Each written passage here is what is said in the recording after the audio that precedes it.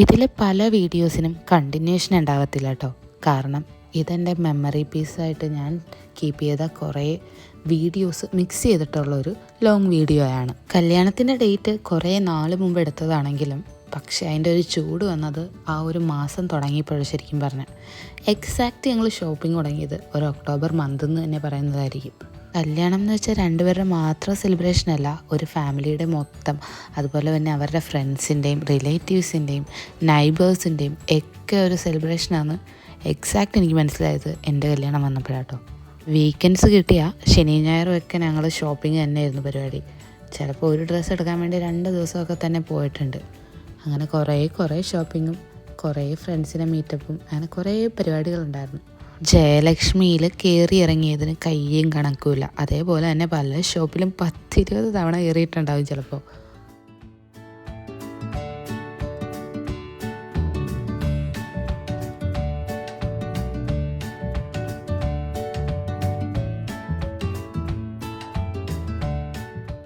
അങ്ങനെ ഫൈനലി അമ്മയുടെ സാരി ഞങ്ങൾ കല്യാണിൽ നിന്നെടുത്തു.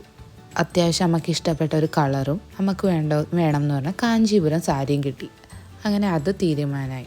എന്നിട്ടും നമ്മുടെ കൂടെ വന്ന കണ്ണൻ ചേട്ടൻ മാത്രം ഡ്രസ്സ് എടുത്തില്ല.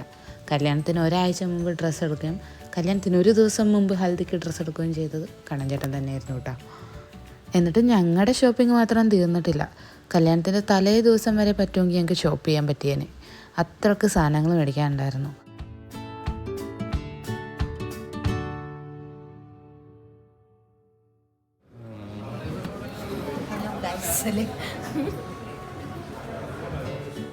നോ ഗോൾഡ് മാരേജ് എന്ന് പറഞ്ഞ് തുടങ്ങിയ ഞാനാണ് ഇപ്പോൾ ആ ഗോൾഡ് ഷോപ്പിലിരിക്കുന്നത് കേട്ടോ. അച്ഛൻ്റെ അമ്മയുടെ നിർബന്ധം കൊണ്ട് 2-3 വളയെങ്കിലും എടുക്കണം എന്നും പറഞ്ഞ് കൊണ്ടുപോയ പോക്കത്. പിന്നെ നമ്മുടെ മേക്കപ്പ് ട്രയൽ ഉണ്ടായിരുന്നു. അത് അത്യാവശ്യം അടിപൊളിയായിട്ട് തന്നെ ചെയ്തു. കല്യാണത്തിന് വരെ തന്നെ അത്യാവശ്യം നല്ല അടിപൊളിയായിട്ട് തന്നെ ഒരുക്കി കേട്ടോ.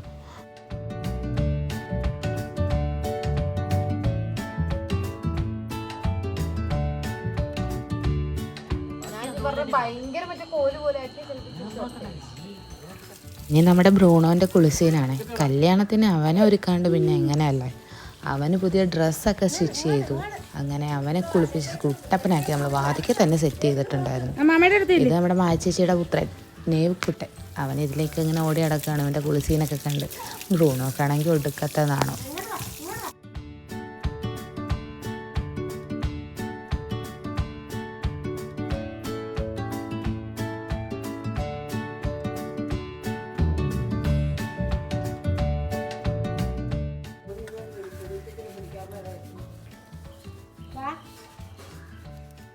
ഫേഷ്യൽ ചെയ്താൽ മുഖമൊക്കെ അങ്ങ് ബ്രൈറ്റ് ആകുമെന്ന് പറഞ്ഞു. എന്നാൽ ഇച്ചിരി കളർ ഇരിക്കട്ടെ എന്ന് പറഞ്ഞ് ഞാനും പോയി ഫേഷ്യൽ ചെയ്യാൻ. അങ്ങനെ ഒരു പേൾ ഫേഷ്യലൊക്കെ ചെയ്തു. 10,000-2,000 രൂപ പൊടിച്ചിട്ട് പോന്നു. പിന്നെ പറയേണ്ടത് ഈ ഡാൻസ് കളിക്കണ ഈ പിള്ളേരാട്ടോ. ഇവർ ഈ പരിപാടി കളർക്കാക്കാൻ വേണ്ടി നല്ലോണം കഷ്ടപ്പെട്ടിട്ടുണ്ട്.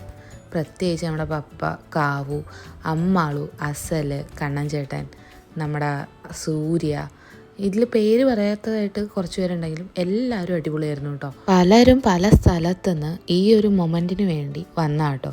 ബാംഗ്ലൂരിൽ നിന്ന് കാവു, അസലിന് വീക്കെൻഡിൽ വരാൻ പറ്റുള്ളൂ കോളേജിൽ നിന്ന്, അമ്മാളു തൃശ്ശൂരിൽ നിന്ന് വന്നു. അതേപോലെ എല്ലാവരും ഇതേപോലെ കുറച്ച് ടൈം കണ്ടെത്തി. PG എക്സാം നടക്കുമായിരുന്നു ഗോപുവിന്. എന്നിട്ടും വന്ന് ഡാൻസ് പ്രാക്ടീസ് ചെയ്ത് ഇത് പരിപാടി അടിപൊളിയാക്കി കേട്ടോ അവർ. മെഹന്തി ഇട്ട് തരാൻ വേണ്ടി നമ്മുടെ ജാസ്മിൻ കോതമംഗലത്തു നിന്നാട്ടോ വന്നേ. അതുപോലെ തന്നെ ഹരി, പിന്നെ രഹന, നീരജ, ആരതി, എല്ലാവരും അവരുടെ കുറേ ടൈം എനിക്ക് വേണ്ടി തന്നു. പിന്നെ മിസ്സായിപ്പോയത് ഗൗരിയുടെ പാർട്ടാട്ടോ. അതെനിക്ക് വീഡിയോ എടുക്കാൻ വേണ്ടി പറ്റിയില്ല. കാരണം അതൊരു ഹറിബറി ആയിരുന്നു. ഒരു കയ്യിലായിരുന്നു എനിക്ക് മെഹന്തി ഇടാൻ പറ്റുള്ളൂ. മറ്റേ കയ്യിൽ എന്ത് ചെയ്യുന്ന ആലോചിച്ചിരുന്നപ്പോഴാണ് ഗൗരി തലേ ദിവസം വന്നിട്ട് എനിക്ക് മറ്റേ കയ്യിൽ മൊത്തം മെഹന്തി ഇട്ട് തരുകയും ചെയ്തു. പാവം കുറേ നേരം ഇവിടെ സ്റ്റേ ചെയ്ത് പോസ്റ്റ് ആവുകയും ചെയ്തു കേട്ടോ.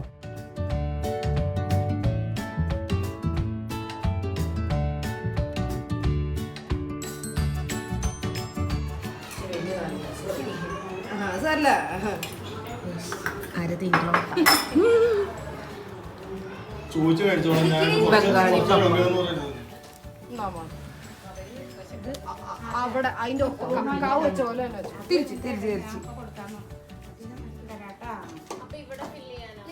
ഇത് ഇച്ചിരി കേറ്റിയാലോ.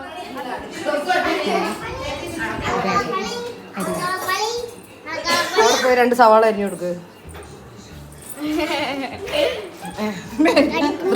റിവ്യൂ എടുക്ക്.